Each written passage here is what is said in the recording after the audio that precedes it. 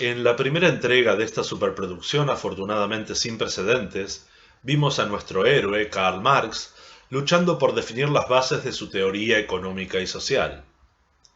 Determina que las relaciones de producción históricas, que son necesarias e independientes de la voluntad de las personas que las integran, están reunidas en unas fuerzas productivas cuyas características relaciones de reciprocidad determinan la presencia de un modo de producción específico, con particulares relaciones de propiedad. Porque cada modo de producción contiene el desarrollo de formas correlativas de conciencia social, ligadas a las diferentes posiciones sociales. Aunque sus formas dominantes son las de los sectores dominantes, claro, y que tiene su punto más alto en la lucha de clases en el capitalismo, tanto en lo que hace al nivel de conflictividad como al nivel de productividad media social. En todo esto, especialmente en la última parte, es en lo que esta secuela intentará profundizar y llevar la presentación a un nivel épico que no se ha visto desde la filmación de Pluto Nash.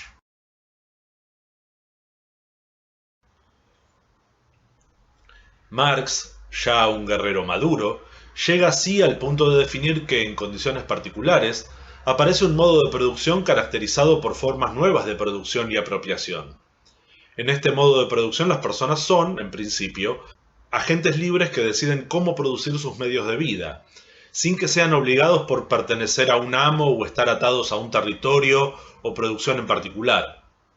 Sin embargo, todas las personas son formalmente libres, pero hay algunas, la minoría, que por razones históricas son los propietarios de los medios sociales de producción.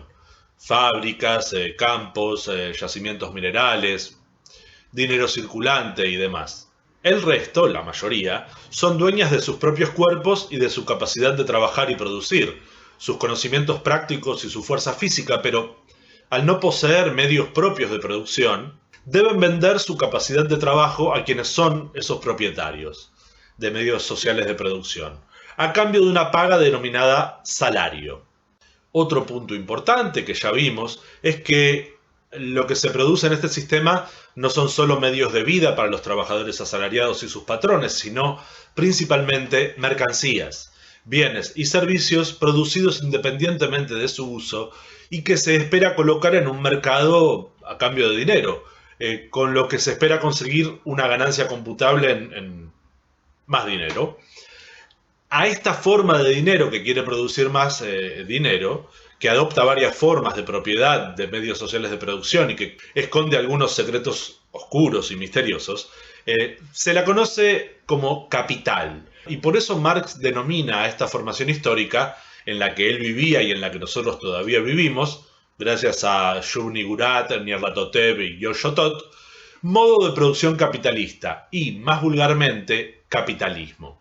Sin embargo, antes de intentar revelar esos secretos malditos que Marx descubrió, debemos comprender algunas cuestiones básicas y avanzar con cierto cuidado, avanzar de lo antiguo a lo actual y de lo general a lo particular. Debemos considerar que, para reproducir la vida material de las personas que las integran, las relaciones de producción generan valores, cosas o actividades útiles para esa reproducción, y por eso se denominan valores de uso. No hay que confundirlo con valores morales, por ejemplo. Estamos hablando de objetos materiales producidos o procesos, que son como, por ejemplo, los servicios, que tienen utilidad social, utilidad para la reproducción de la vida social y de cada persona en particular. Sobre esto hay que decir dos cosas. Una es que el valor cuantitativo de un valor de uso depende de cuánto trabajo cueste a las relaciones de producción realizarlo, que ya veremos cómo puede medirse y que no vale lo mismo en cualquier formación social. Otra es que el valor cualitativo, lo que el producto finalmente es, sin importar cuánto haya costado producirlo, depende de lo que decíamos antes, de cuán útil sea para la reproducción de la vida social. Pero eso también está determinado por el momento sociohistórico en que se produce. Los alimentos se producen en todas las sociedades de diferentes maneras porque siempre tienen valor de uso cualitativo, quiero decir. Pero solo en algunas sociedades tiene sentido social producir joyas.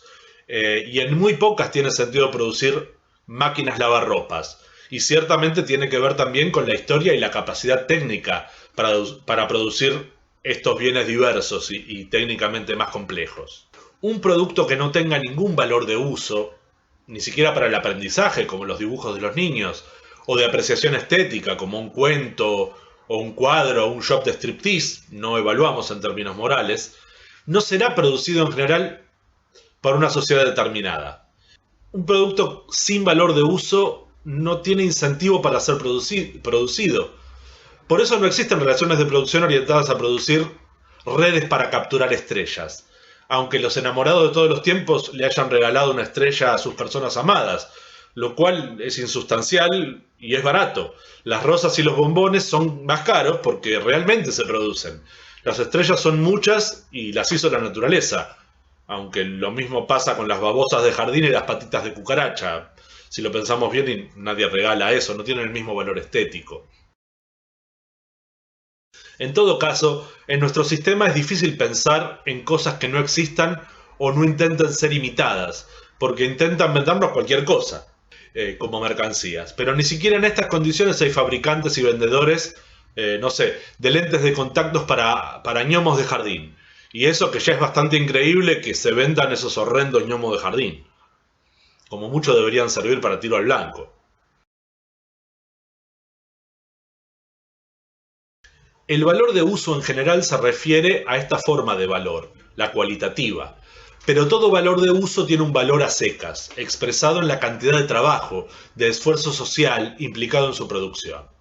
Este valor puede ser expresado incluso sin que en una sociedad existan el intercambio comercial o tan siquiera el dinero, porque el valor de producción puede medirse en función del tiempo de trabajo necesario para producirlo.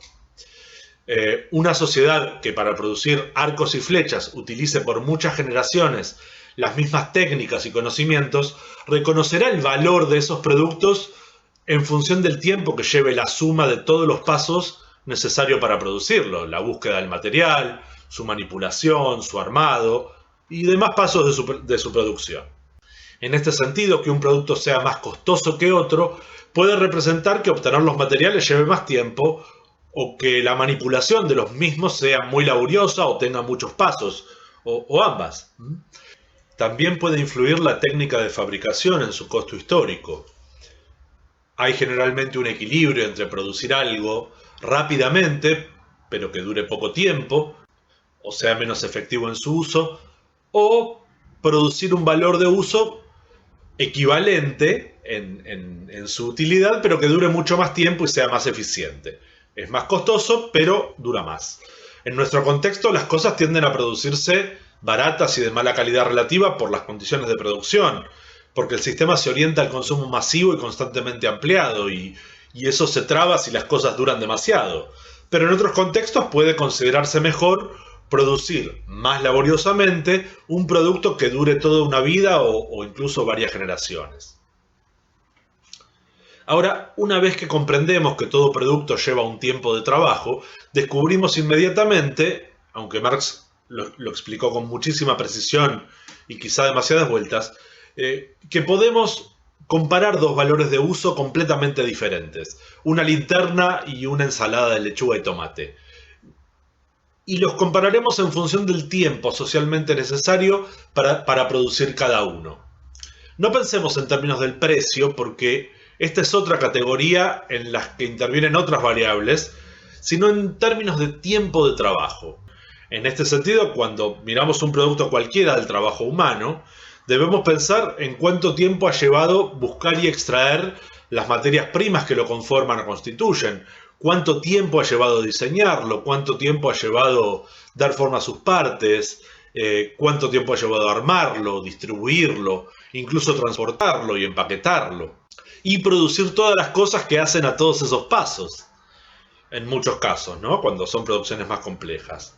Podremos también apreciar, con un poco de imaginación sociológica, cuánto trabajo humano, conocimiento histórico y vínculos sociales han intervenido en su elaboración. Una lata de duraznos en almíbar ya no será esa cosa tan simple que está en la alacena de la cocina. Tampoco lo serán la alacena o la propia cocina.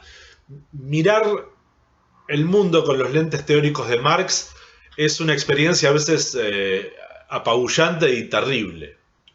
Esta teoría del valor trabajo no la creó Marx para defender los intereses de la clase trabajadora, sino los propios intelectuales burgueses que intentaban comprender los procesos de producción de mercancías y la actividad financiera, en el marco de lo que se llamó la economía política inglesa principalmente, que es el eje del trabajo de Marx en este sentido, aunque debe también, según Lenin, su ideología política al socialismo utópico francés y su base filosófica, que subvierte de manera magistral, digamos, la filosofía idealista alemana, llamada, creo, filosofía clásica alemana. Pero lo que sí creó Marx es una manera analítica, sociohistórica de comprender sus bases de funcionamiento. Una vez que se comprende que todos los productos posibles tienen un sustrato, una base común, que es el trabajo humano, expresado en un tiempo, tenemos también ese medio de comparación. La cantidad de trabajo humano medida en tiempo socialmente necesario que lleve cada unidad de producto. Esto no significa que en todas las sociedades se realicen comparaciones e intercambios, ya lo dijimos. En una sociedad comunal que produzca pocos y muy necesarios bienes, el trabajo se repartirá en forma tradicional y pocas veces las personas deberán proceder a realizar tal comparación, digamos, entre productos. No serán necesarios mercados, ni medios dinerarios de intercambio, ni formas complejas de comercialización o distribución, que son costosas en sí mismas, porque llevan mucho tiempo de trabajo humano también. Sin embargo, por ejemplo, una sociedad comunista como las que existieron en la modernidad, más grande, sí requerirá muchos de estos medios sociales y entonces, incluso sin propiedad privada, convendrá saber cuál es el valor de producción de un valor de uso cualquiera, al menos para saber si vale la pena producirlo. Incluso cuando no vale la pena producirlo, es una pena que no podamos repasar, por ejemplo, la historia de la industria soviética en este sentido. Pero les recomiendo al respecto ver la serie Chernobyl y escuchar las lecciones económicas del jefe de los mineros, porque como dice uno de los protagonistas, los mineros viven en la oscuridad y lo ven todo. Es muy genial. ¿En qué estaba?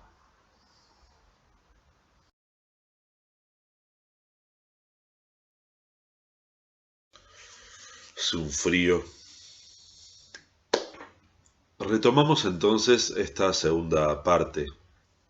Teníamos que todos los valores de uso tienen en común que son resultado del trabajo humano, situado en relaciones de producción, es decir, en una determinada división del trabajo que cambia de época en época y de sociedad en sociedad, y que ese sustrato común puede medirse entre sí en la equivalencia de tiempo de trabajo.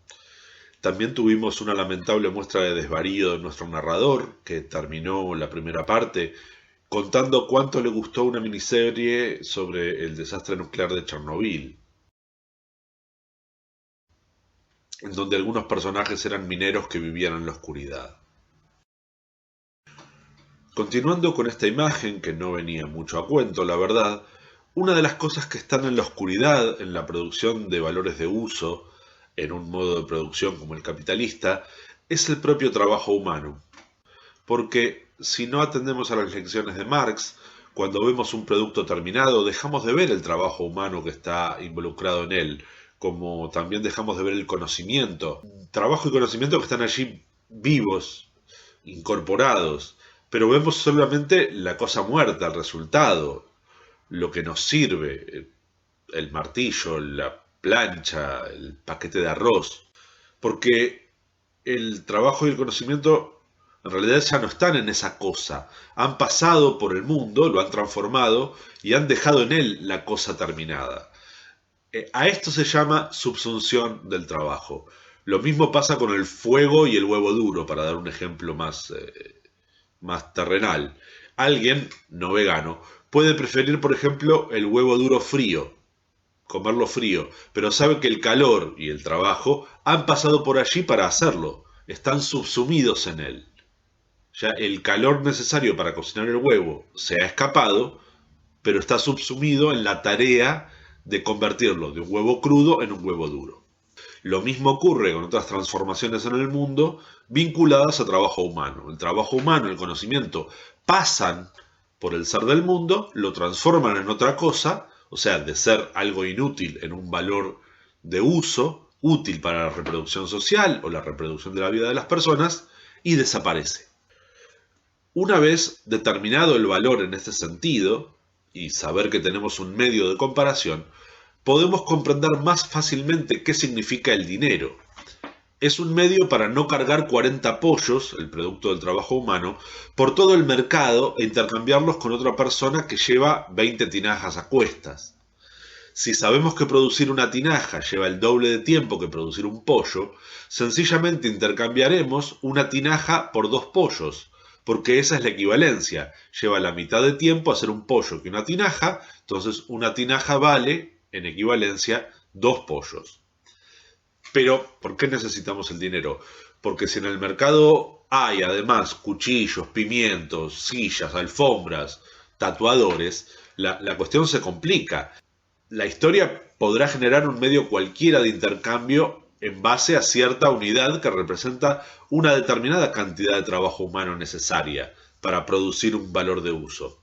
El tiempo necesario para producir una tinaja, por ejemplo, en la forma quizá de una tablilla en donde hay dibujada, representada una tinaja. Así voy al puesto de pollos, por una tablilla me darán 2 pollos. Tal vez me lleve un pollo y un pato, o tal vez compre un cuchillo, cuya producción lleva el mismo tiempo que una tinaja quizá, una tinaja linda, bien decorada.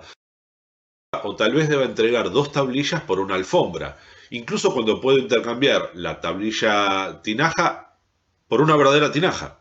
Porque el dinero se desprende de lo que representa y representa solo una cantidad de tiempo de trabajo. Parte de una unidad, la tinaja, pero se transforma en algo con, digamos, una representación de valor propia. Por eso se le llama representante del valor, pero en sí mismo no tiene valor. Si la tablilla valiera en términos de tiempo de trabajo humano lo mismo que una tinaja, pues sería imposible tener dinero. Si fabricar un billete de 5.000 pesos o de 1.000 pesos, me anticipé a la historia, cuesta el valor que representan esos 1.000 pesos, no podría existir una verdadera economía. Por eso también la importancia actualmente de las monedas virtuales, porque no tienen costo de producción como si lo tiene un billete en papel físico o una moneda hecha en metal, ¿no? En todo caso, cuando se ha producido la aparición de este dinero, pasan 2 cosas.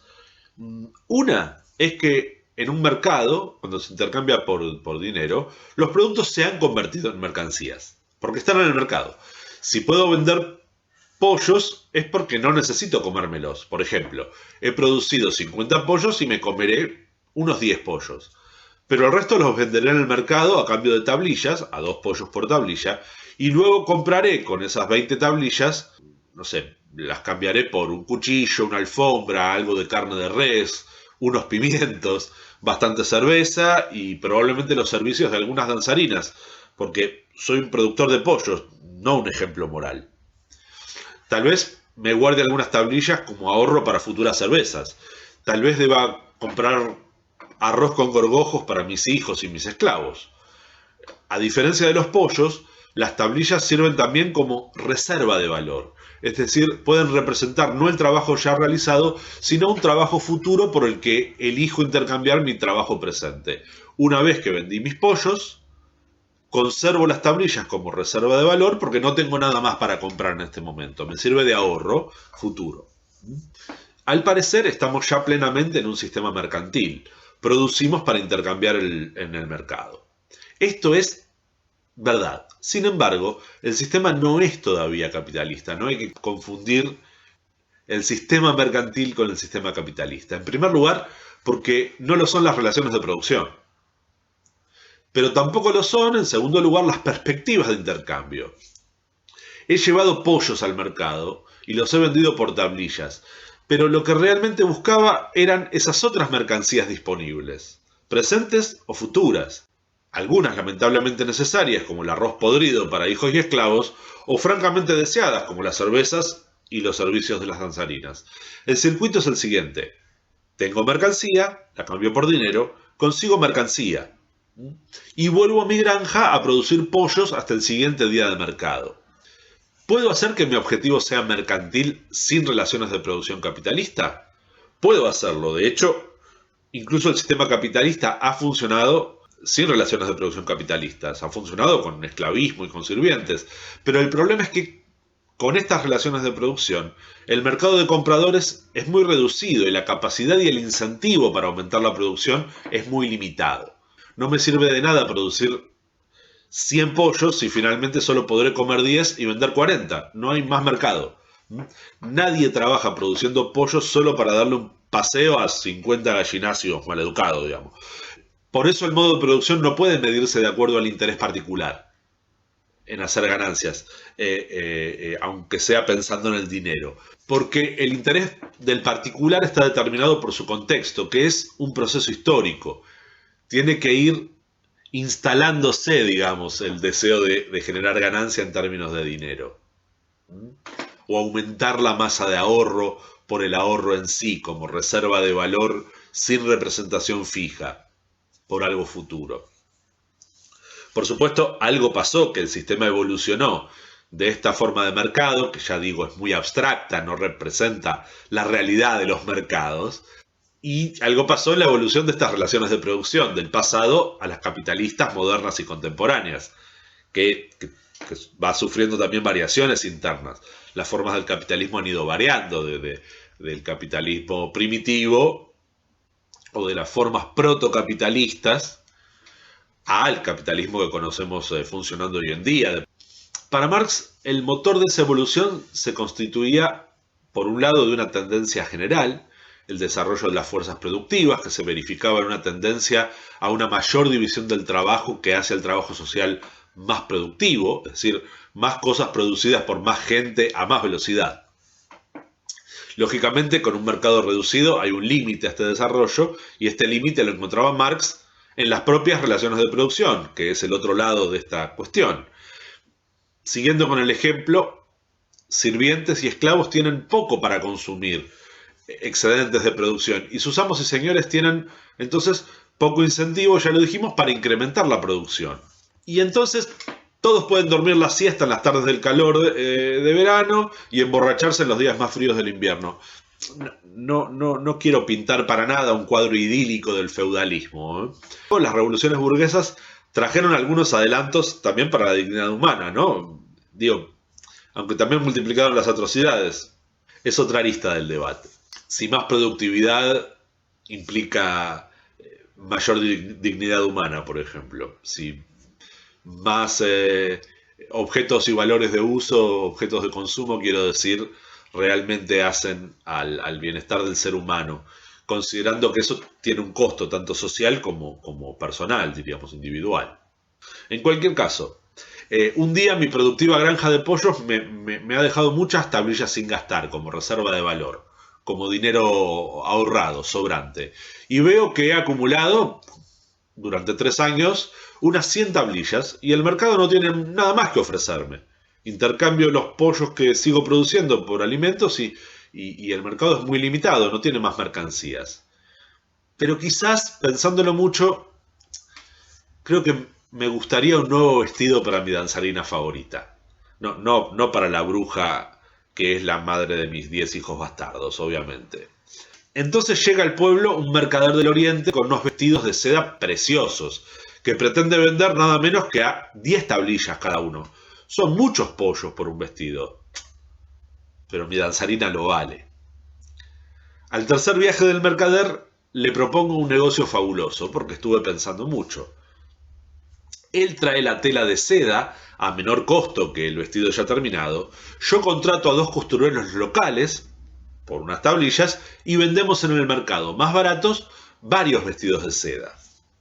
Así, no solo tendré más baratos los vestidos de mi danzarina particular, sino que la ganancia me proporcionará más tablillas que las que he gastado y probablemente más danzarinas.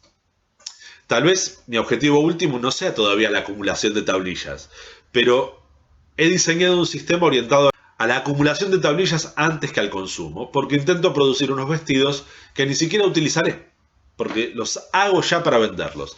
La gente que dispondrá de vestidos más baratos estará contenta.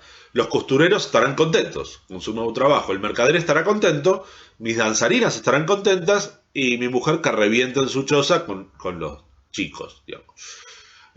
Sigo sin ser un buen ejemplo moral. Pondré un capataz en la granja de pollos y me mudaré a la ciudad para controlar mi nuevo taller fábrica de vestidos producidos ya por asalariados, no por esclavos. Y asalariados que además se esfuerzan en ser más productivos porque a lo mejor les pago a destajo, por producto y no por tiempo. Les pago si producen tal cantidad de vestidos. Y hay aquí algo muy importante encerrado también, que vamos a ver más adelante. Y así me dedico a disfrutar los placeres de la vida. Me he mudado del campo a la ciudad, he cambiado las relaciones de producción, he inventado el capitalismo a nivel local. Pero ¿vivo ya en el capitalismo como modo de producción? Absolutamente no. Aunque tal cosa podría parecerle así a Max Weber, en términos de Marx no vivo en el capitalismo porque estas relaciones de producción entre quien posee el capital, las tablillas sobrantes en este caso, y quien aporta su fuerza de trabajo por un salario, mis costureros, míos, son excepcionales en mi ciudad. No son las relaciones de producción dominantes. Yo he comenzado a orientar la producción a producir mercancías, pero el sistema no tiene en general la misma orientación. Soy un agente del capital, pero no del capitalismo todavía. Ahora, también en este punto deben anotarse dos cosas. Una es que yo no era capitalista en mi granja, pero ya era propietario de ciertos medios de producción. No me pude convertir en capitalista mágicamente, de la nada. Tuve la oportunidad de acumular tablillas. La granja en sí, mis gallos y mis gallinas originales, mis herramientas, mis esclavos, mi esposa, todo eran parte de mi propiedad y eran, para mí, medios de producción. Otra cosa es que esta es claramente una ficción. Es bastante improbable que un granjero haya evolucionado en astuto capitalista por obra y gracia del amor a la cerveza y la prostitución. Mucho más probable es que pueda hacer en la historia real este movimiento un señor feudal, un gran terrateniente, un noble de toga, un abad que controla cierta economía regional, el propio mercader que posee capital circulante además de rollos de seda. Incluso el Estado es un agente de producción de relaciones capitalistas más probable y seguramente más eficiente que un sociólogo granjero de pollos. En cualquier caso, notaremos que algo sustancial ha cambiado. Ya en este ejemplo no se produce una mercancía para intercambiar por dinero y conseguir otras mercancías. Ahora se posee primero una cierta suma de dinero, se lo invierte como capital para producir mercancías que se venderán para conseguir más dinero, es decir, que se produce una ganancia dineraria. Finalmente tendremos un proceso histórico en el que cada vez más propietarios de medios de producción tenderán a convertirse en algún tipo de capitalista, y en el contexto de estados más grandes y organizados que los que caracterizaron a la etapa feudal. Recordemos que, más allá de las abstracciones de los ejemplos, tratamos fundamentalmente con un proceso originado en Europa Occidental. Bueno, y con ello se iniciarán varios procesos importantes.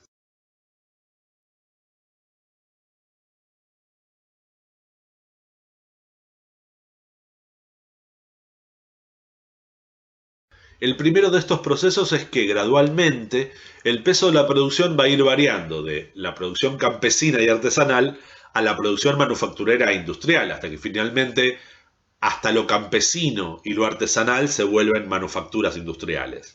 La ganancia se obtiene en el capitalismo no por vender pocas cosas muy caras, sino vendiendo muchas cosas cada vez más baratas, lo cual a su vez se ve estimulado por la competencia entre los propios capitalistas. Pues quien venda más barato en el mercado un producto similar al de otros competidores, venderá seguramente más unidades, ¿sí? Porque abarató la producción de cada unidad. Y ganará más porción del mercado total, ¿sí? Se irá comiendo el mercado de los consumidores hasta fundirlos. Tanto respecto de productos similares incluso como de otros productos, porque son más elegibles sus productos baratos. Lo que se espera es que el dinero circulante vaya a su producción particular lo máximo posible. El resultado de este cambio también es demográfico y social. Las grandes ciudades y polos industriales o manufactureros comienzan a consolidarse como los espacios sociales más relevantes, cuando antes las unidades productivas más relevantes eran las que organizaban el trabajo campesino en torno, por ejemplo, de los feudos. Como consecuencia de esto, el segundo de estos cambios relevantes es un cambio en la situación, localización y configuración de la propia población. Los sectores dominantes se encuentran más próximos unos de otros y en más abierta competencia, pero también los sectores asalariados están más próximos entre sí en este proceso de urbanización creciente, derivado de la migración del campo a la ciudad. En la producción industrial capitalista, manufacturera, la población está más concentrada, digamos, en espacios urbanos. Un tercer cambio fundamental está vinculado al uso social y la producción de conocimiento. Crecientemente se van a hacer esfuerzos para controlar a través del conocimiento diversos aspectos de la realidad, para aumentar la capacidad productiva, porque eso incrementa las capacidades de cada trabajador de transferir su esfuerzo a los materiales con los cuales trabaja y aumenta así la productividad de unidades por tiempo de trabajo. Es necesario menos tiempo para producir cada unidad. Por eso la modernidad es la edad de oro de las ciencias físicas y de las matemáticas aplicadas, de la ingeniería, de los inventos, de la organización del trabajo. Ya no son un entretenimiento o una necesidad puntual de los gobiernos, sino que toda una clase social, necesitada de competir entre sí, se dispone a financiar la producción de nuevos conocimientos y cosas que en otro momento eran quizá meras cuestiones filosóficas. Y estas cosas que en otro momento eran filosofía natural, se convierten en intereses materiales a una velocidad muy notable, en un lapso de tiempo muy breve. Eso hace que, lo vemos en la modernidad, las sociedades cambian muy rápidamente y mucho, ¿sí? En un proceso que no se ha detenido desde... No es fácil dar una fecha, pero podríamos observar cambios importantes desde el siglo XIV en adelante, desde el 1300 en adelante. Claro, tardó más en consolidarse de lo que después se aceleró el cambio en los últimos siglos. Esto también es notable. Vemos aquí un ejemplo muy importante de cómo las relaciones de producción impulsan un cambio en la conciencia social, en el caso de la ciencia. Los científicos ya no son sujetos aislados, sino parte fundamental de la historia económica, política y social. La historia de los grandes generales y políticos va siendo cambiada por la historia de los grandes descubrimientos científicos y los avances tecnológicos, ¿no? Lo cual incluirá algunas ciencias sociales. Un cuarto cambio que queremos destacar es que las sociedades que desarrollan el modo de producción capitalista comienzan a experimentar una tendencia notable a la expansión, por una razón que ya hemos repasado. Los dueños de los medios de producción comienzan a necesitar nuevos mercados para conseguir materias primas o mano de obra barata y también nuevos y mayores mercados para vender su producción cada vez más barata y por la misma razón cada vez más masiva, porque unidades más baratas son necesarias para competir, pero es necesario vender más de ellas para conseguir la misma ganancia en dinero. Todo esto, por supuesto, también incentiva que los propios sectores dominantes empiezan a preferir que desaparezcan relaciones de producción, en términos de Marx, pretéritas y ya obsoletas. El esclavismo, la servidumbre, porque eso le quita no tanto productividad, porque la población esclava para ciertas producciones podía seguir siendo muy productiva, más productiva que relaciones asalariadas, pero comienza a quitar mercado de consumo al mercado de las mercancías ofrecidas. Y esto no es tolerable a largo plazo para las relaciones de producción capitalistas. Un quinto cambio notable es la relación que existe entre el mundo de la producción y los medios para la dominación política de la población, los estados. Al margen del debate todavía abierto acerca de la preeminencia y prevalencia históricas del mercado capitalista o del Estado centralizado, cuyo desarrollo fluye con cierto paralelismo en estos siglos, ¿no? Es cierto que ambos fenómenos avanzan en paralelo desde el siglo XV en adelante. Lo que se discute es cuál es la causa de cuál. En todo caso, el Estado debe responder también a la necesidad de regular y gestionar todos los cambios anteriormente mencionados. Es necesario que el Estado regule nuevas poblaciones y nuevas relaciones laborales, nuevas formas de producir y distribuir conocimientos, por ejemplo, con normas para administrar las patentes, nuevas formas de garantizar la propiedad en este sentido, y espacios sociales más grandes. Como decía alguien, el Estado necesita más burocracia, la burocracia se expande para cubrir las necesidades de una burocracia en expansión. El Estado, sus alcances y organizaciones se hacen cada vez mayores y consumen muchos recursos, aún estando en general orientados a conservar las relaciones de dominación capitalistas, compiten los estados con ellas en cuanto a la apropiación de los recursos, iniciando también toda una serie de debates de colaboración y contraposición entre mercado y Estado. Otro apartado en el cual es determinante el papel de los Estados es en el de la centralización y organización de las Fuerzas Armadas, tanto interiores para controlar a ese proletariado o digamos al lumpen proletariado y la población dedicada al crimen porque están mucho más concentradas y aparecen nuevas formas de criminalidad. Y también, bueno, son importantes las Fuerzas Armadas exteriores porque los ejércitos, tanto profesionales como populares, con organización central y vertical, que obedecen a una cadena de mandos única, no como los ejércitos feudales, son un punto de apoyo fundamental para la expansión, por ejemplo, colonial e imperial ya de sesgo capitalista. Y son también organizaciones sumamente caras de mantener, pues la competencia interna, por ejemplo en Europa, era amenazante y feroz, y además a veces había que vencer la resistencia de sociedades bastante complejas, no siempre era enfrentarse a unos pocos aborígenes organizados en comunidades simples, sino a imperios complejos que era difícil derrotar. Fíjense, por ejemplo, las dificultades que tuvo la economía imperialista más pujante, como era la inglesa, para, bueno, encargarse de las relaciones de producción y los sistemas políticos muy estructurados, organizados y ciertamente poderosos, como ocurría en China o en Japón. Evidentemente, todos estos cambios impactan también en otras relaciones y formas de interactuar con el mundo, con la realidad. La religión, el arte, la educación, la salud pública. Todos los espacios sociales son afectados por estos procesos, porque son de gran calado. Con independencia de la existencia o no de revoluciones sociales, políticas muy evidentes, los cambios se suceden permanentemente en la etapa que da origen y formación al capitalismo. Por ejemplo, hay una indicación clara de que las viejas ideologías ya no son útiles en la aparición del protestantismo, un movimiento consolidado desde el siglo XVI que intenta cambiar el vínculo impuesto por la Iglesia Católica Vaticana con los valores y comportamientos y que hace al control de las poblaciones en cuanto, por ejemplo, a la vocación del esfuerzo, el progreso y la conciencia de la importancia personal.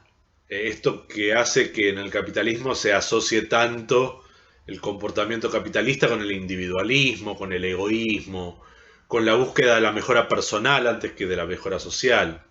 En el arte aparecen escuelas que comienzan a entender la profesionalización del artista como un medio de producción de obras de arte en tanto mercancías primero y de mercancías también como objetos de arte más adelante. Aparecen en este sentido, por ejemplo, el Art Deco.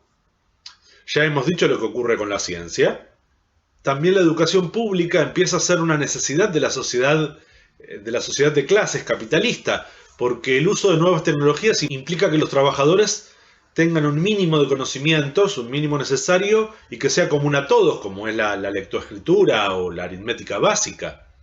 En cuanto a la salud, un aspecto más importante de lo que parece a primera vista, una sociedad basada en el urbanismo territorial requiere poblaciones viviendo en condiciones sanitarias mínimamente tolerables, con acceso a agua, a alimentos y demás pertrechos, extendiéndose así no solo la red comercial, sino también el entramado operativo del Estado que cuida de la salud pública, pues la sanidad pública de grandes poblaciones escapa a las posibilidades de control y regulación por parte de agentes particulares o del mercado en general.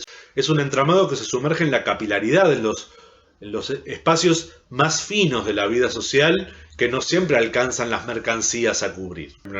Actualmente el cuidado de la vacunación masiva, el cuidado de que no se extiendan determinadas enfermedades infectocontagiosas, hacen a la posibilidad de mantener sanas a las poblaciones y especialmente en este caso a la población trabajadora.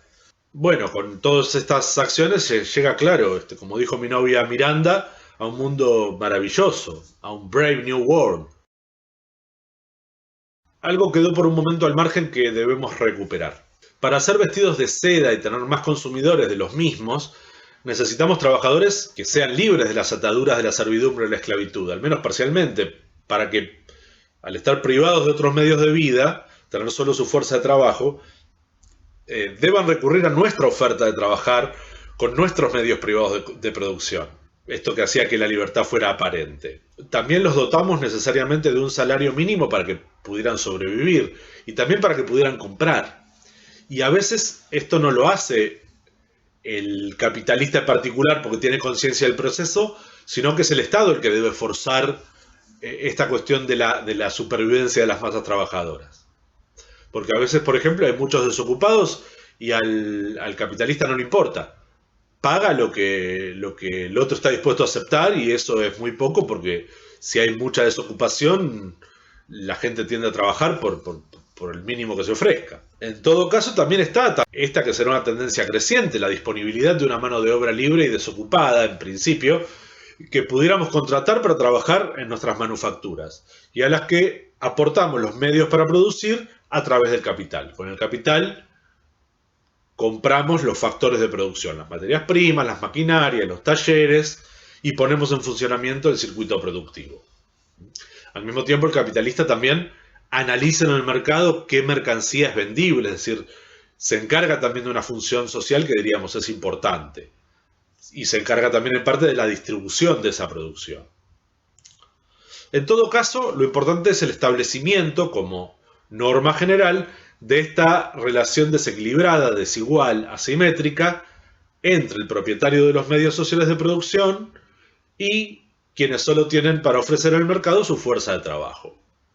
Y en esta desigual relación de producción se esconde el precioso tesoro de la ganancia capitalista, que no debemos olvidar reconocer. Porque repasando dos factores importantes, veremos que hay un tema aquí.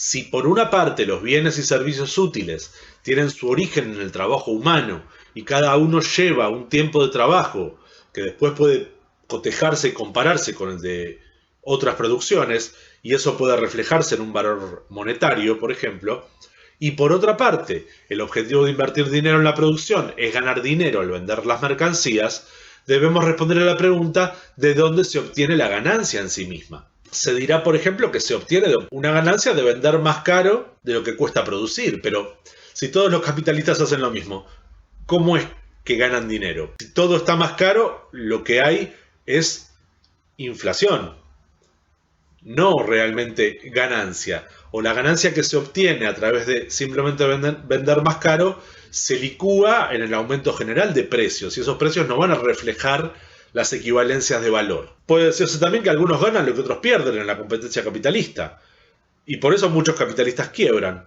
Ciertamente eso ocurre, pero no puede ser el origen de toda la ganancia porque si cada vez quedan menos productores, también se agotan con ellos las fuentes de trabajo para los asalariados y con ellas se agotan la mayor parte de las vías de acceso al consumo. No queda quien consuma. Además, si alguien gana en la competencia capitalista es porque ha conseguido producir lo mismo que sus competidores, pero más barato, es decir, en menos tiempo y vendiendo cada unidad con menos ganancia. Y aquí está la cuestión. En el mercado se intercambian equivalencias en dinero y lo que se intenta, en todo caso, es bajar la relación de equivalencia de lo que producimos frente a nuestros competidores, y frente a quienes producen otros bienes o servicios que también necesitaremos como consumidores, por otro lado, todos estaremos dispuestos a intercambiar nuestros 2 malditos pollos por una tinaja si la relación es aproximadamente justa, pero no le daremos al alfarero 3 pollos solo porque él intenta incrementar su ganancia, porque él pide más, y menos aún si queremos aumentar nuestro propio capital. A su vez, en condiciones normales, tampoco él nos dará 3 tinajas por un pollo flaco y tuberculoso. Buscará otro productor que le venda a un precio justo, equivalente a 2 pollos por tinaja, o comerá carne de pato, o gusanos, o sopa de apio. A fin de cuentas, la equivalencia de los tiempos de trabajo no es lo que está en cuestión. ¿De dónde entonces viene la posibilidad de producir la ganancia capitalista? Viene de la libertad.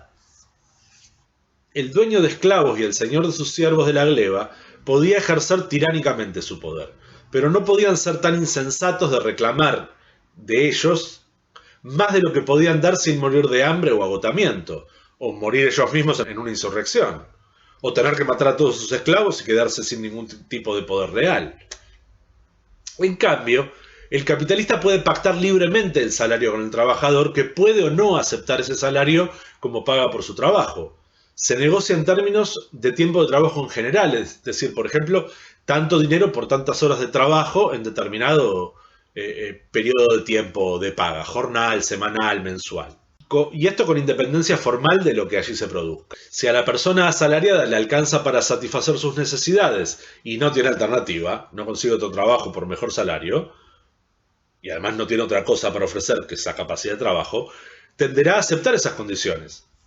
Pero como la composición de cualquier producto es una sumatoria de tiempos de trabajo, el que está en las materias primas o en las máquinas, en las herramientas, en el mantenimiento de los espacios de trabajo y en la mano de obra directa, se aprecia entonces que quien ofrece un salario solo puede obtener más esfuerzo de esta última forma, de la mano de obra directa, pues los demás factores se encuentran fuera de su control, en el mercado, los paga a precios de mercado. Aquí yace el secreto de la ganancia capitalista. Para que ésta exista, el trabajo subsumido por el trabajador en lo que contribuye a producir debe ser mayor al dinero que recibe en términos de su equivalencia mercantil. Es decir, si mis trabajadores del vestido producen 100 vestidos al mes y se descuentan los costos de los demás factores de la producción, lo que se le paga al mes será inferior a la totalidad de los vestidos que podrían comprar si destinaran todo el salario a ellos. Supongamos que para hacer 100 vestidos en un mes, el capitalista aporta 60 tablillas de materias primas y maquinaria, sus insumos, y le paga a sus costureros 40 tablillas al mes. El costo de sus 100 vestidos será de 100 tablillas, una tablilla cada vestido. Si los vendiera a ese precio, y aún si vendiera todos los vestidos, no le quedaría nada para vivir y pagar los caros lujos de sus danzarinas. No le quedaría ganancia. Él no puede ganar menos que 11 tablillas cada 10 vestidos, obteniendo así un 10% de ganancia mensual por su inversión de 100 tablillas. Como debe competir con otros fabricantes de vestidos y no puede pagar menos por sus insumos, solo puede hacer lo siguiente: ofrecer a los costureros un salario de 30 tablillas al mes, 2 pollos por día o equivalente. Es suficiente para vivir. De modo que ahora el costo de los 100 vestidos es de 90 tablillas al mes y, manteniendo el precio, hay una ganancia de 10 tablillas al mes.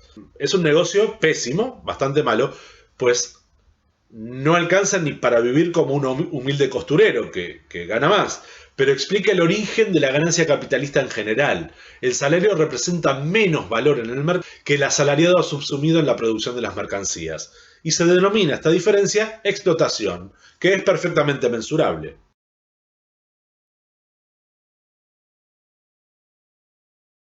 Por ejemplo, con una tasa de explotación del 25%, pues de 40 tablillas de valor agregado, cada trabajador ha recibido solo 30 como remuneración.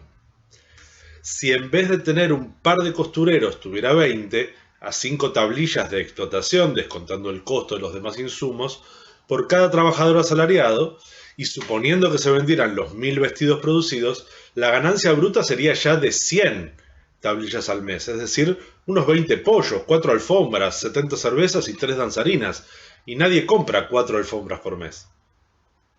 Si en vez de 20 asalariados tuviera 2000 y la capacidad de vender toda esa producción de 100.000 vestidos, la acumulación de dinero sería enorme incluso si bajara la explotación a una tasa del 10%, lo cual puedo hacer para doblegar a mi competencia, por ejemplo, o para que mis asalariados consuman más vestidos, o porque soy una buena persona nomás. Y además no hay cuerpo que aguante para tantas cervezas, pollos y danzarinas. Con esa ganancia extraordinaria, en realidad lo único que quedaría sería reinvertir el exceso de ganancia extraordinaria como capital para producir más. ¿Y producir qué? Más ganancias extraordinarias. Aumentar la acumulación de capital.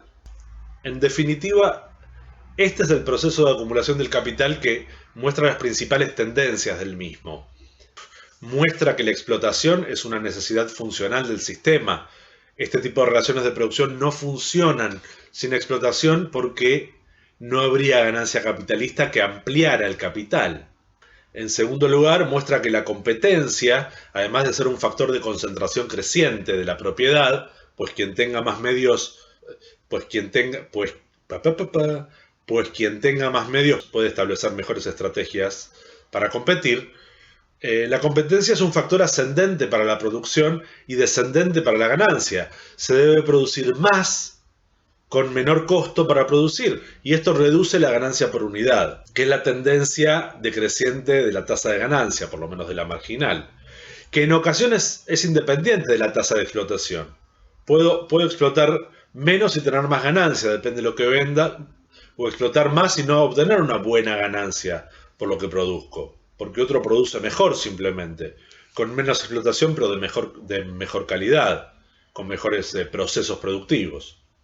Por otra parte, la tasa de explotación tiene un límite máximo. No se puede pagar menos a las personas asalariadas de lo que les permita seguir viviendo y trabajando. Este límite no es tampoco realista. El salario mínimo debe respetar cierta capacidad de consumo accesorio, aunque eso no quita que el sistema resista cantidades de miseria y de exclusión bastante considerables, especialmente cuando el Estado asiste a ciertos sectores. Pero siempre reduce la ganancia capitalista el Estado por la vía de los impuestos directos, es decir, al propio capitalista en este caso, o por vía indirecta, cuando el asalariado no puede gastar más en consumir porque paga impuestos. Toda esta lógica productiva de las relaciones de producción capitalistas viene asociada obviamente a las formas de conciencia social y política y a todos los conflictos reconocibles en las sociedades de este tipo.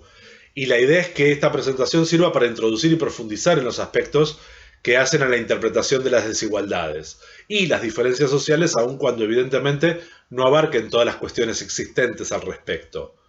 No explican estas cuestiones algo que quedó muy patente en esta presentación por los feos ejemplos que elegí, los problemas de género. ¿Sí? Permanentemente me referí en mi ejemplo para el origen del capitalismo, en esta cuestión de mi mujer como propiedad y las danzarinas como medio de placer. ¿Sí? Todas las opresiones están conectadas, pero particularmente comprender una no necesariamente implica comprender las otras. Marx tampoco se fijó, no era cuestión de su tiempo, pero tampoco se pueden omitir cuestiones como, por ejemplo, vinculadas al impacto medioambiental. A quienes les preocupe también qué es lo que ocurre con el sufrimiento animal, bueno, esta no es la mejor época, evidentemente. Una época como esta produce enormes cantidades de alimentos y entre ellos, bueno, enormes cantidades de animales sacrificados para satisfacer las necesidades o las apetencias de la población. Una última cuestión es importante para entender por qué, en principio, la libertad formal cubre tan bien la explotación que se produce en las relaciones de producción capitalistas. No se trata solo de ignorancia de la diferencia entre clases, ni que la gente simplemente se conforme con ser formalmente libre, ni de la creencia instalada por la ideología de que cada quien tiene lo que se merece en función de su esfuerzo personal, cuando en realidad la mayor parte del capital, tanto el dinerario como el simbólico, son heredados. No se trata de eso. Recordemos que por un lado el trabajo de las personas asalariadas se subsume en los valores de usos, que no se queda en ello. Desaparece luego de haber transformado una parte del mundo. Es energía gastada. No lo vemos en el producto. Por otro, recordemos que en el momento de la producción se produce la explotación. Se paga menos de lo que el trabajador produce. Pero la ganancia del capitalista no se ve allí. Solo ocurre una vez que la producción se ha vendido en el mercado. Si no se vende, no obtiene ganancia, aunque la tasa de explotación sea muy alta. De modo que los procesos quedan disociados. Esto permite que en el mercado de bienes y servicios las mercancías parezcan relacionarse entre ellas a través del dinero como si tuvieran vida propia, no como si fueran productos del trabajo humano. Son propiedades del capitalista, cosas que se intercambian entre sí y se presentan libres de deuda para con quienes las produjeron, porque los productores ya han recibido su salario a cambio de su trabajo. Oculta la desigualdad del salario. A este ocultamiento de las relaciones de producción en las mercancías y de la explotación que encierran, Marx denomina fetichismo de las mercancías, en alusión a esta apariencia de autonomía de las mismas, esta apariencia de independencia del trabajo humano. Con esto quería terminar ya estas presentaciones sobre algunos elementos significativos de la obra de Karl Marx, un pensador por demás importante en nuestra historia. Y en la historia de la sociología y en la historia mundial también, quiero decir. En fin. Saludos, terrícolas. Los saludamos desde Barzum, en paz. Nos vemos pronto. Pronto los conquistaremos.